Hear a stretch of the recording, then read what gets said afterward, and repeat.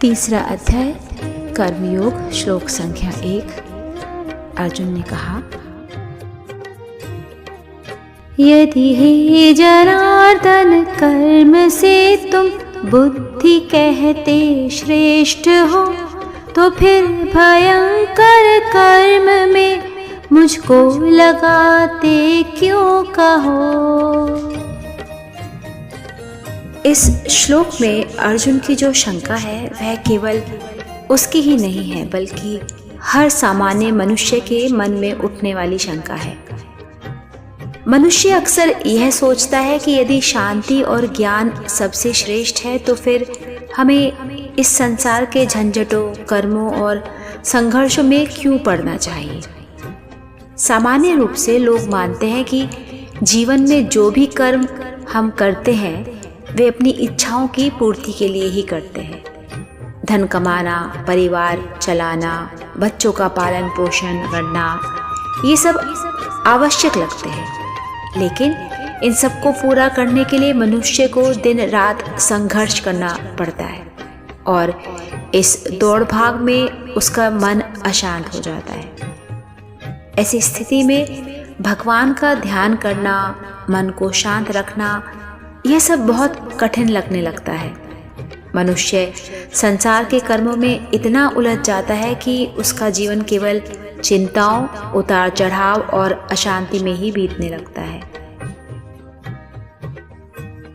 इसी कारण बहुत से लोग यह सोचते हैं कि सब जीवन की जिम्मेदारियां पूरी हो जाए, जब परिवार के कर्तव्य समाप्त हो जाएं, जब बच्चों की शादी हो जाए और बुढ़ापा आ जाए, तब हम शांति से भजन, ध्यान, पूजा पाठ करेंगे, तीर्थ करेंगे, धर्म ग्रंथों का अध्ययन करेंगे और शेष जीवन शांति से बिताएंगे। उन्हें लगता है कि तभी मन और बुद्धि को सच्ची शांति मिलेगी, जब वे संसार के झंझटों से दूर हो जाएंगे। अर्जुन भी इसी प्रकार की उलझन में पड़ जाते हैं।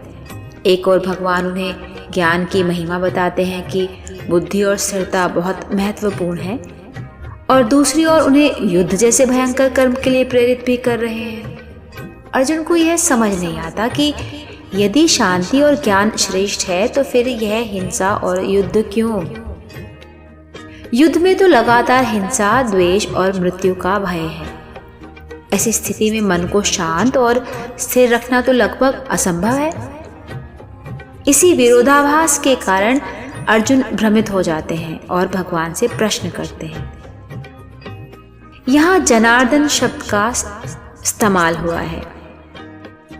यहाँ अर्जुन भगवान को जनार्दन कहकर संबोधित करते हैं। इसका एक भाव यह भी है कि हे भगवान, आप सभी लोगों की पीड़ा को समझने वाले हैं, इसलिए मेरी इस शंका को भी समझिए और कृपा करके इसका समाधान कीजिए।